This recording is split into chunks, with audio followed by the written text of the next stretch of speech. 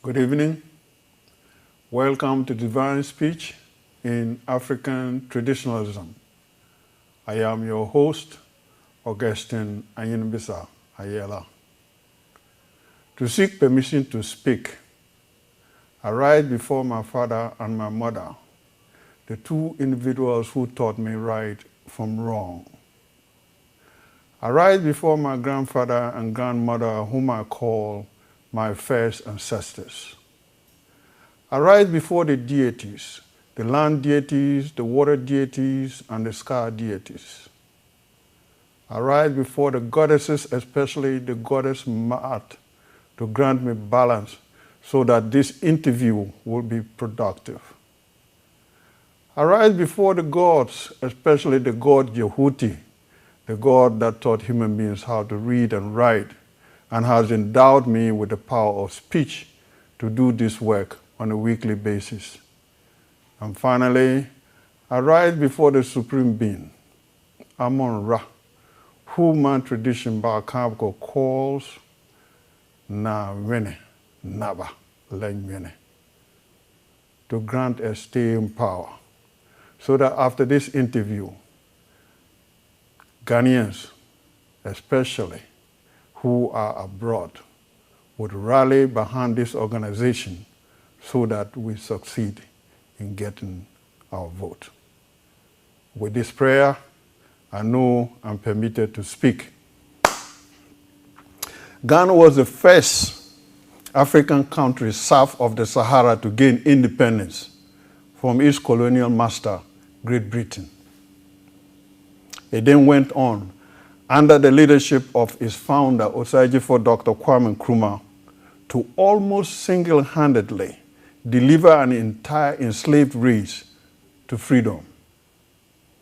With this background, one would think Ghana would be ahead in innovations as far as proper governance is concerned, especially on electoral reform. But not yet. At least not yet. It is almost as if Ghana wants to prove the biblical saying in Matthew 20:16 right by its action or inaction. Ghana, the beacon of African liberation, is way behind when it comes to providing voting rights to all its citizens. This is where the Progressive Alliance movement comes in. Among its goals is to turn the country around, to let the Electoral Commission do its job by implementing legislation that should deliver the vote to the millions of Ghanaians in the diaspora. And as you are well aware, there cannot be an organization without a point man. To articulate this for us today is Mr. Kofi Koranteng, the CEO of PAM. Mr. Koranteng, welcome to Divine Speech. Thank you, Brother Yawa. Thank you so much for welcoming us to your studios, to your audience. We are incredibly appreciative of the honor. Hopefully by the time we're done here today, we'd have met, maybe even perhaps exceeded your expectation of us inviting us to come here. So we're thankful. Good. Now I wanted to read your bio, but I might as well let you do it yourself. Tell us about yourself, your upbringing, and how not all people are dedicated to courses. How you came about doing this thing that when I met you at Ghana Mission, you were able to persuade me that this is a noble cause. Tell us about yourself. Well, thank you again. It's simple. I'm not going to take, I'm sure we have at some point in our conversation, things will pop up. But, you know, I was born in Ghana. went to school, like the normal trend, went through England, London, to be precise, and then I came to the U.S., went to university here, NYU, graduated, worked, and for many years of my life, been finance is my background. Okay. So did many things in terms of projects. By the end of it all, you get to a point in your life where you see there is not only a disconnect, but you feel there's a shortfall. And the shortfall wasn't money. Right. The shortfall was being able to give back. And then also as a concerned citizen, obviously, you get to a point in my numerous visits to Ghana, you see what's going on and you ask yourself how you are able to help. What is your contribution to life? And the reason why that becomes a huge concern and a big question is you take a look at everything you're blessed with. Right. People who have come your way, who have helped you, and it raises questions in yourself that how committed are you to the course of you taking the baton and moving on with the baton in helping, moving the process of help so that somebody else will be blessed through things that you do. So the question became, what's your contribution to life? And that's at that point in your life, you stop and you sit down and have a conversation with yourself, and you see that you lack in the area of also contributing to the very blessing that has brought you this far. So that's why we formed an organization, because we were in a quest to find out how we'll be able to help the way Ghana was going. A couple of times friends of mine had put together projects that we thought the Ghanaian government could use to help them in different areas. Help with their tax system, help with businesses, help with some things maybe on a social basis that we thought could elevate the communities. And it didn't happen. It didn't happen for many reasons. This is not a political conversation, so we're not going to get into that. But after a deep analysis of what was going on, came to the realization that an incredible ingredient missing in the process was the fact that people who have amassed so much, Ghanaians living abroad who, by different courses, have gained so much in value in their lives, were in a way constricted to giving back to their country. If you take a look at the remittances going back to Ghana, billions of dollars every year going back to Ghana. There's some bigger human capital that could go back with that remittances. And there was no way that was going. That pipeline was open. So we needed to find a way to bring that human capital back to Ghana, because so many people complain so many times that they wanted to come to Ghana and help, but we didn't have any systems to take people on. We didn't have the infrastructure to take people on. And we found out that, listen, it's because people are not engaged in the process. We were not part of the policy-making process. We were not part of anything because we couldn't vote. So that's when we realized that, hey, listen, the only way we're going to be able to make this process work sustainably is to get Ghanaians living abroad to vote. And it's our constitutional right. There is a law that it's in effect. It's actually, and I'll tell you the story at some point, but Act 699, if you make reference to our Constitution, that states, and I'm paraphrasing, that if you're 18 years of age, you were born in Ghana, and you're of sound mind, you can vote wherever your residence country is, you know. And even though it's a law, it's not implemented. People can't believe that. I mean, it's a major human rights violation, but nobody's out there advocating for its implementation. So the Progressive Alliance movement, as one of our major objectives, is there's absolutely no way we're going to be able to help Ghana if Ghanaians cannot vote. Because the people that we heed to only respond to one thing. Right. Vote. The vote. You know, if a politician don't think you can affect them in any way, then they're not going to heed to you. So the organization Progressive Alliance Movement is in existence. Well, it's in existence for many other human rights issues, but mainly to start the process, we need to be able to vote first. Right. And that's what we're currently doing. So it came into existence what year?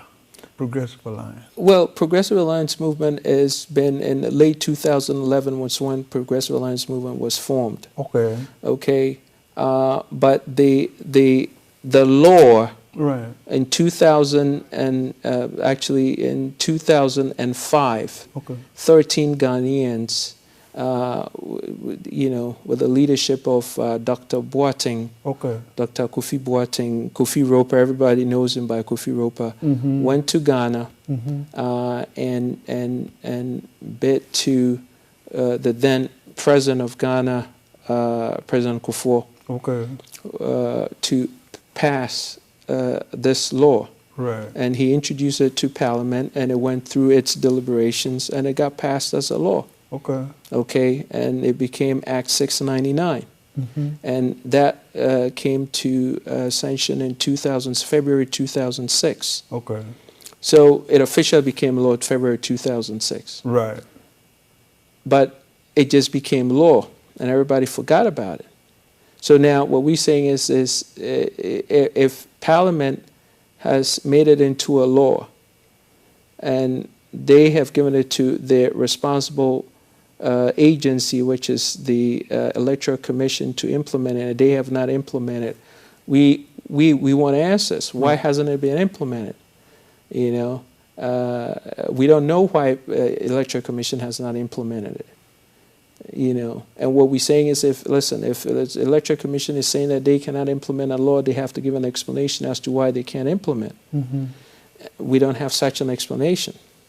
So, and there are different school of thoughts as to why the Electoral Commission cannot go forward. But our argument is before it became a law, it was deliberated over in the Parliament. Right. So obviously the knowledgeable representatives in Parliament obviously knew what they were talking about, or at least we like to believe that they knew what they were talking about when it was deliberated upon. So you cannot come back and make a case after it's been deliberated upon and made into law.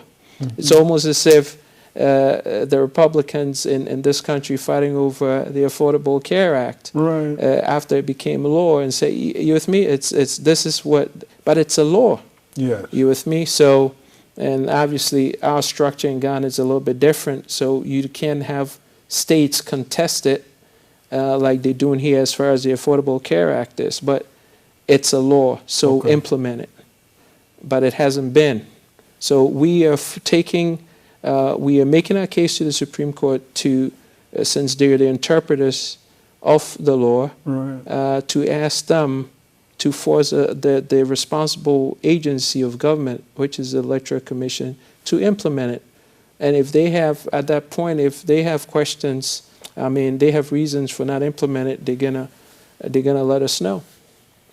But the thing is, normally a legislative process takes place, a law is enacted, the president signs the law into effect, and it has to be carried on. Absolutely. How is that possible that in Ghana an agency of government will refuse both the parliamentary procedures and also the executive signature?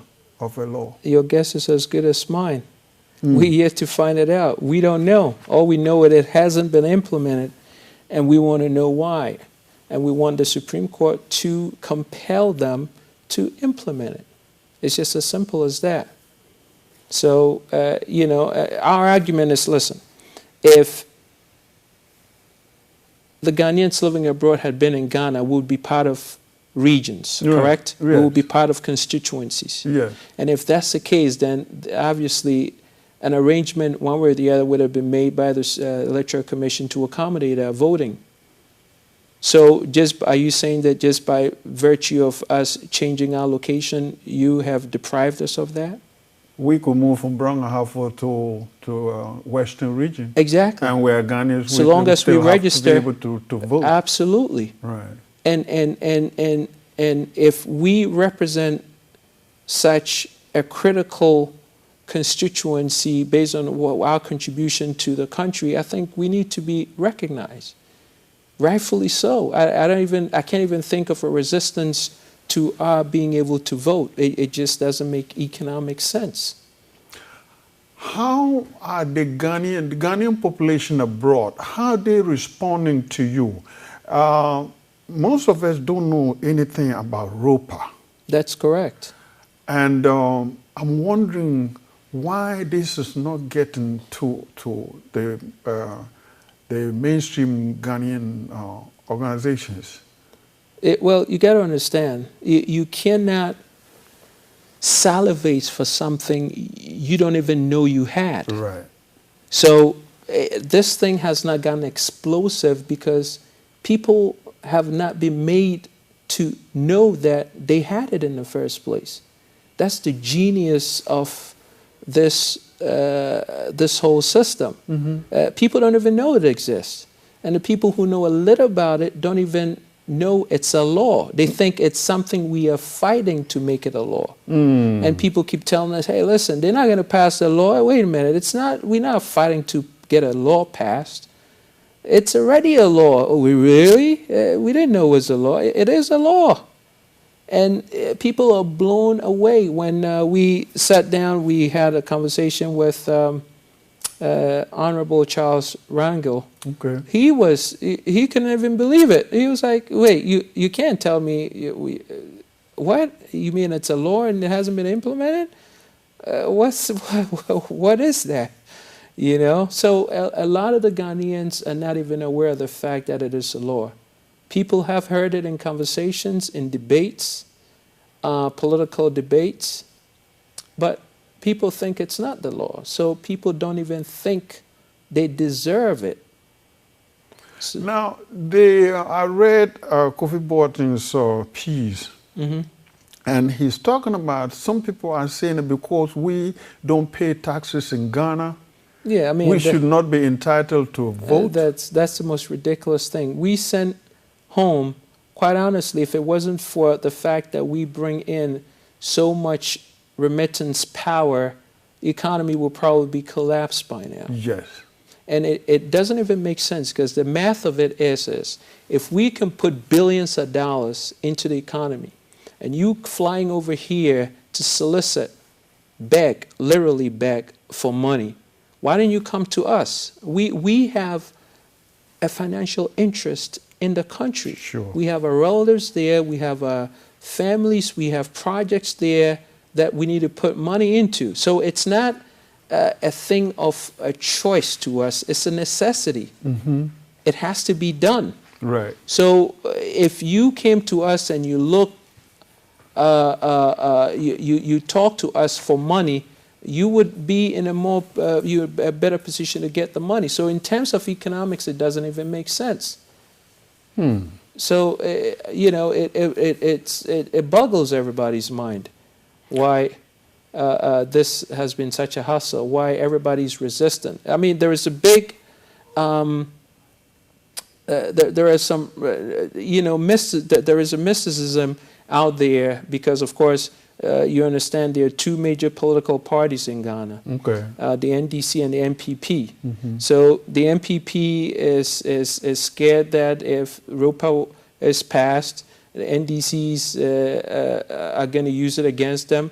And the NDCs are scared if ROPA is passed, the MPP is going to use it against it, because everybody thinks that their constituencies, people who are sympathetic to these parties, are positioned outside of Ghana. Mm-hmm. And for whatever grid that they have imaginary, they think that, and it's funny because it's caused a stalemate. Everybody thinks somebody's going to use this against them, and they've ended up not implementing, not causing it to be implemented. Right. So now the country suffers and we in limbo. Okay.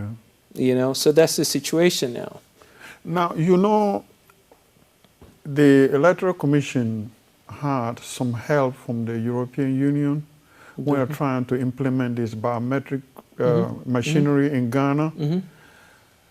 Besides the Supreme Court, has your organization tried to contact these various donor nations to see whether they can put pressure on the Electoral Commission to implement this ROPA? Donor countries or democratic organizations don't put pressure on our Electoral Commission. Okay. If the Supreme Court is not implementing something, there's got to be a reason. Okay. And you cannot begin to solve a problem till you have a deep understanding of the problem. First of all, the Electoral Commission has not even publicly made it aware that they have a problem. So till they make it specific that this is our problem, we can't even begin to solve the problem. So what we're doing is we're causing the Supreme Court to force them to identify what the problem is. Okay. So that once we know what the problem is, then we can then go for help. We don't know what the problem is. Why haven't you implemented it? They haven't been able to tell us. They may know, but it hasn't been told. We don't have a record of how many Ghanaians are in all the different constituencies abroad. We don't know. If they have a website or if they've done some analytical research to prove to us that, hey, listen, we may have too many people than our funding now can accommodate, then we will know it's a money issue. We don't have that. So they need to get to work and let us know. And that's why we're going to the Supreme Court. This is not a matter where we're going to allow them to dance. We're coming to them with big guns, and we're saying, hey, listen, get this thing done. It's our right. Listen, how long are we going to sit on the, and wait? We're not going to wait. The Supreme Court is going to compel them to implement it or tell us why it's not implemented. Because now if you tell us ABC is why we're not implementing it, then we know specifically how to take care of it. Now, these are a list of African countries whose citizens participate in the electoral process while abroad. Even the youngest nation, Sudan, South Sudan, guarantees its citizens the right to vote. Ghana, the nation that led Africa's liberation, seems to be the last country to recognize that even though some of her citizens are abroad, they are still her citizens. And nonetheless, am I wrong here? You're absolutely right. I mean, this is what blows our minds. And even at the Ghana embassy, from what we have heard, is actually part of they supervise some of these African countries in Ghana. These nations that have citizens in Ghana, Ghana takes care of them. So it's not even the argument of we may not even know what to do doesn't even hold. Why? Is because we do it for other people. So if we could do it for other people, how much more us, your own citizens? So it's a huge concern. And even if we didn't know how to do it, this is not reinventing the wheel. So many nations have been able to do it. So if the Electoral Commission is saying, hey, listen, we don't have a system in place to do this, all you have to do is just look over your shoulder and copy a system from somebody who's done it successfully. That's all. I'm just going to give a list of a few countries in Africa, the date of their independence, and whether they guarantee the vote to their citizens or not. Chad, got their independence on August 11, 1960. They have the vote. Ivory Coast got independence August 7, 1960. They have the vote. Mali got their independence September 22nd, 1960. They have the vote. Mauritania, November 28, 1960. They have the vote. Mozambique, June 25, 1975. They have the vote. Namibia, March 21, 1990. They have the vote. Niger, August 3, 1960. They have the vote. Senegal, August 20th, 1960. They have the vote. South Africa majority rule, April 27, 1994. They have the vote. Ghana, March 6, 1957. We don't have the vote. Yeah. Mr. Corentin, is there something wrong with us? Well, you know, I don't think there is something wrong with us. This is, of course, this is deliberate. And we can, you know, Ghanaians are beautiful people. Ghanaians are incredibly smart people. But I think the decision to implement this law obviously maybe perhaps miscalculated, maybe overlooked, but I think it's time to move forward and get this thing implemented. We could point fingers, we could say who should have done this, woulda, coulda, shoulda. We're not going to go that route. We want to get it done so we can move forward, because there are good citizens of Ghana who need our help.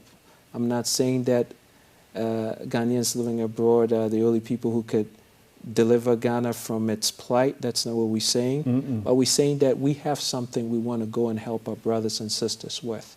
And we should be able to be allowed to do that. We should not just be disenfranchised. Absolutely. Because I see this is basically what is happening in red states in the United States, that they're creating roadblocks so that other people don't vote. And I think we should not be denied the right to vote either. Not just because of the fact that we're not at home. And when other countries can do it. If they can find the money, the resources to do it, I think we should be able to find the resources too. Yeah. We were looking at some clips about palm on the web. And they're very, very informative. Can you tell us a little bit about them? Well, you know, the people who are involved in PAM, people who are sympathetic to what we're doing, once they know what our situation is and what we're fighting for, are very passionate about what we're doing. Okay. Some people are just darn right out angry. Right. Because they just like you enlisted, it's just unthinkable to have a country you know, like Ghana, with everything that we've been able to do and where we have come from, be a country that's going to deny its citizens living abroad the benefit of voting just to help. So people are passionate, and if you listen to these clips, you would hear people in different ways being very colorful about their expressions as to, you know, how they feel about the leaderships that are in power, that which have come, and where the country is going. I mean, they have their own very colorful expressions as to what's going on. Right. But, you know, one thing that I want to be very clear on is that Progressive Alliance Movement is not a political organization. Okay. It's non-political, non-ethnic, you know, and we deal on the basis of just human rights for Ghanaians. Okay. We're not supportive to any political party. We just want Ghanaians living abroad to have the power to be able to vote so that they could be part of the system of elevating Ghana to a whole different status. That's what we're about. So I just want to make that clear. So I know, you know, people think, oh, well, it has some undertones, or because people, like I said, are very colorful, because this involves a lot of emotion. People are upset with everything that's going on in Ghana, and rightfully so. But our position is we're not political, and we make sure everybody understands and knows that. That's why we are a 501c3 organization with a full tax-exempt status, operating in New York. So that's our position. I see. But you had this, your inauguration at the Riverside Church? That's correct. Last year, July 12th, we had inauguration at the Riverside Church on Riverside Drive in Manhattan. And we had some great speakers like Herb Boyd. The Honorable Charlie Rangel was our keynote speaker. We had Dr. Boateng there to speak. We had a slew of speakers come in. We had people coming there to speak because they understand the importance of Ghanaians living abroad to vote. Okay, so they came us and helped us with the celebration to get the word out, and it was an opportunity also to raise some money for what we are doing, because it is important. Now, I read that, again, going back to Dr. Boateng's article, he talked about fear. And I have never, you know, heard anybody define fear the way Dr. Boateng defined it. What is this fear that Ghanaians who are in decision-making positions are afraid of? Well, Brother Yala, this is what you need to understand. And now that you talk about fear, what is fear? When you're fearful of something, you anticipate something that has pain related to it. The anticipation of pain is fear. That's what fear is. Now, pain in what form? Pain in a form of what you think maybe perhaps repercussions, consequences of actions that you take may be. So obviously, if you're not doing something right, and even with every decision or every action, there is an equal, or the opposite, an equal reaction to it. So what I'm saying is whatever you do, you know there are consequences, good or bad, correct? So obviously, if you have an anticipation that some things that you've done in the past is going to cause you to have some maybe negative consequences, then you have reason to fear. But if you have done the right thing for the people, then you have no reason to fear, because you did it the right way. The right way. So the only reason why people are fearful that we are able to vote is because maybe perhaps they have reason to think that they didn't do something right. You know? Now, if ROPA or the Supreme Court is able to instruct the Electoral Commission to implement or promulgate ROPA, how will Ghanaians be voting, especially those who are abroad? Where will they vote? Where would they go to vote? Well, that's the mandate of the Electoral Commission. That's not my job. My job as a citizen is to force to make sure, or for them to create the necessary apparatus for me to go and vote. So I will respect the Electoral Commission, because it's their mandate to come out with how we're going to be able to do that. But you have places like the Ghanaian missions all over the world. You have people there, you have staff there, just like they do with all the other embassies of all the different countries. This is not rocket science. This is not something that has not been done before. Apparently, as you read, there have been a lot of countries in sub-Saharan Africa that are going through the same process. And they do it pretty well. With positive results. So what is the problem?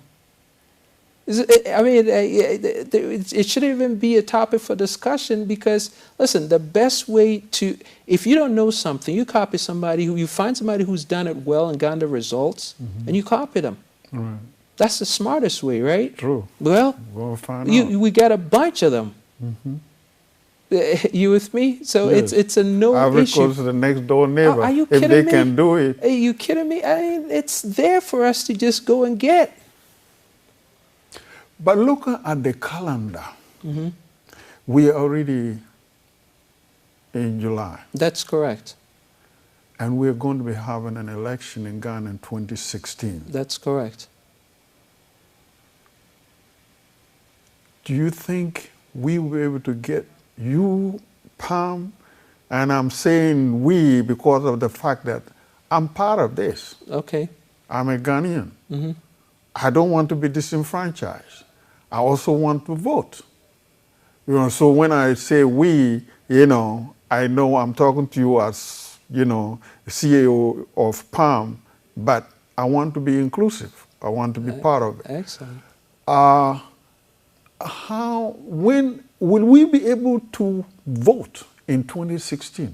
Absolutely. See, this is what you got to understand. First of all, the Electoral Commission might, they may already probably even have their apparatus in place. Right. We don't know that yet. Right. So we're making an assumption on something that needs to be demystified. Okay.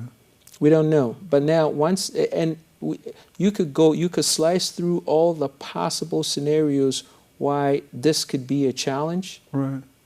And whatever the challenge is, it could be taken care of in a period of weeks. Right. We just need a system, an infrastructure. Okay. You got to understand. You see, Ghanaians living abroad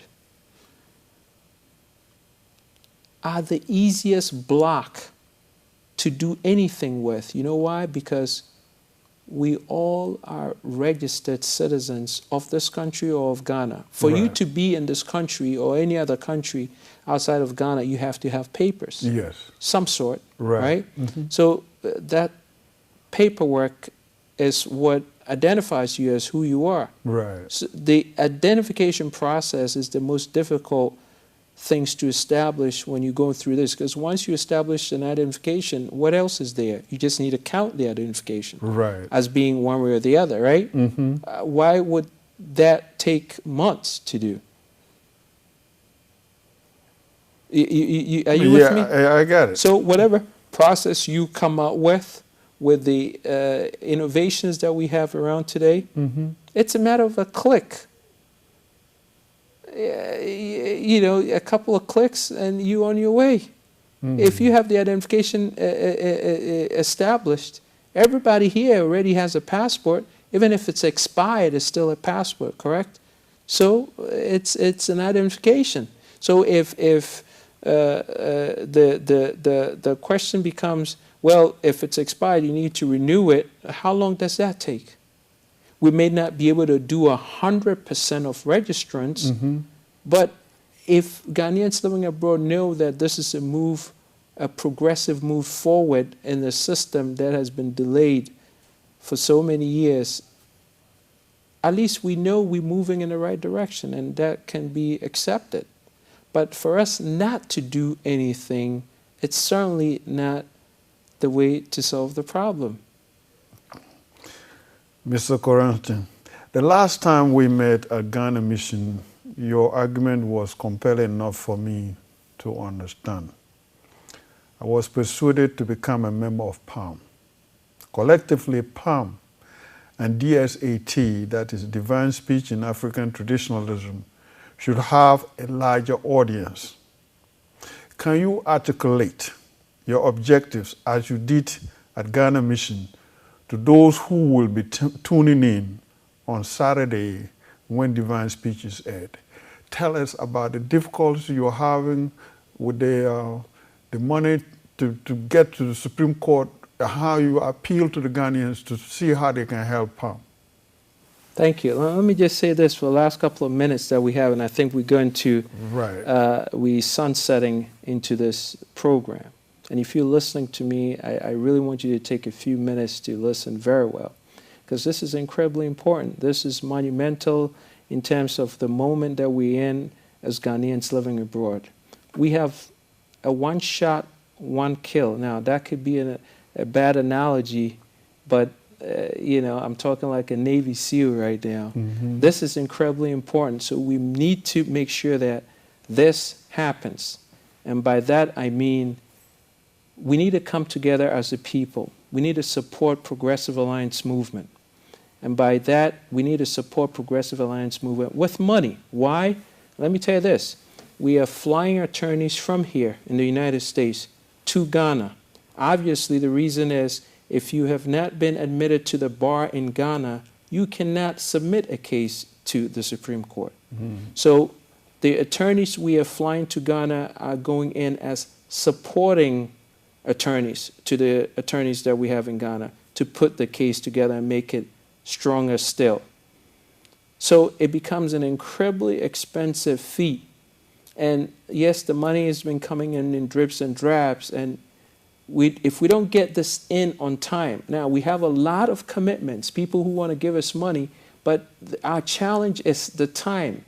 We need to have a massive impact in a compressed time strain so we could get all the monies in, pay the attorneys, put this thing through the court system, and get this thing to the Electoral Commission and get it implemented. Okay. And then give them also enough time for them to put together the institutional infrastructures to accommodate our voting so that it will be on time for the 2016 election, general election. So we are calling on you, Ghanaians and lovers of the Ghanaian people.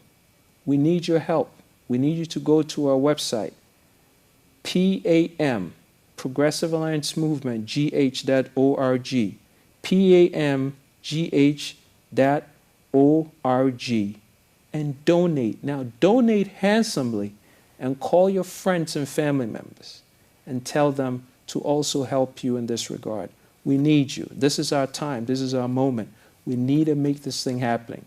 We have a one-time shot. We can't let this thing go by, so join us. Thank you so much for being part of this wonderful program. Brother Ayala, this was beautiful having us come over here to tell us what is so dear to our hearts. And we hope that the entire Ghanaian community, people who know Ghanaians, people who've been to Ghana, will join us in making something that's a basic human rights issue to go through the system. And if you have any influence whatsoever, this is a time you push to make this thing happen so that we'll be able to just pound on our chest and say, hey, listen, when this thing happened, I was part of this movement that made this thing happen. We're so thankful to you. Thank you. Thank you, Mr. Quarantine. African traditionalism is different. Different is not deficient. Different is not devilish. Different is not uncivilized. Different is not ungodly. And different is not primitive either. Africans have used all kinds of methods since time immemorial to connect with their Maker. For those of you who are my regular viewers, I thank you for your patronage. And for those of you tuning in for the first time, continue to tune in because we have just embarked on a study of African traditionalism. And please try to donate to PAM so that we as Ghanaians are not disenfranchised as citizens of our beloved land. May Amon-Ra, whom my tradition calls now winning, Naba Levine, continue to bless you. Take care.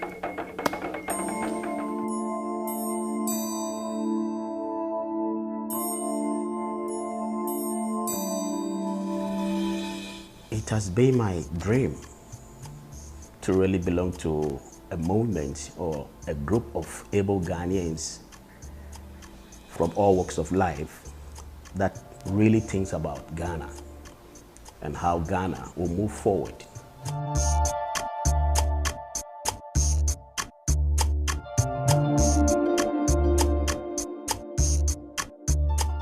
When I heard about Progressive Alliance Movement, I said, this is the time that all Ghanaians, organizations, social clubs, and so on and so forth, should come under one umbrella to have one voice, not only in Ghana, but in the United States as well.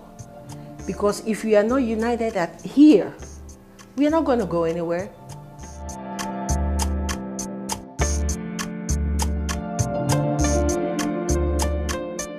What I see in Progressive Alliance Movement, and one of the reasons why I joined, their philosophy is, let us leave this world, and for that matter, Ghana, in a better shape than we found it, for the common good.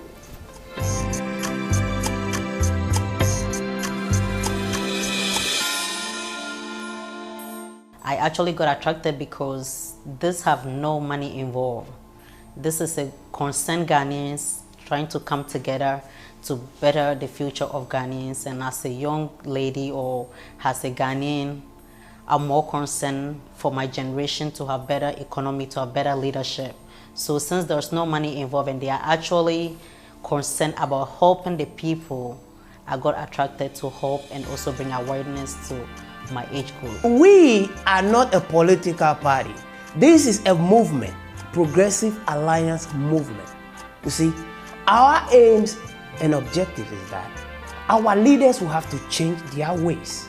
Make sure they do what is right. Now, when it gets to a point whereby what we ask we don't get, then we will have to change our focus and become a political party, because what? We want to put someone in place who will do what the people ask him to do.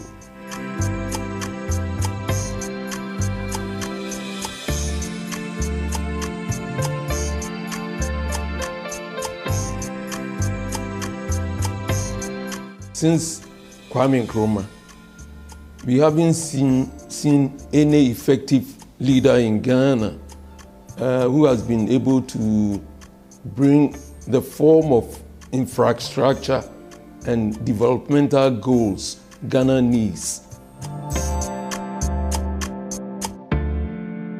We have realities of life and we have fiction, or when people want to make joke of things. The country that we're coming from, Ghana, is a great country, regardless of what people say or people think. But Ghana has a unique place in the world. Before colonialism, before the white man thought of coming to Ghana, that geographical location had its own unique structure that God Almighty gave to that country. But people with greed and selfishness have decided to turn that country into something else. Now there's a saying in my language, my dialect, if you making a path and you don't look behind you to see if it's straight, you might end up making a crooked path. But the one behind you who sees where you are heading knows exactly that you are not heading towards the right direction. So it's about time the people wake up, come together, speak to our leaders and say, listen, the way you are ruling the land is not right for the people, because there's so much suffering going on. And we got to the point that it will take only few to wake up and say that, and then others will come into place. As we, Progressive Alliance Movement, we wanted to be the voice and hold the party responsible of whatever they promise the country. We are not MPP, NDC, or any party affiliated. We are independent and we are all Ghanaians, and our goal is for better Ghana and for our generation to come.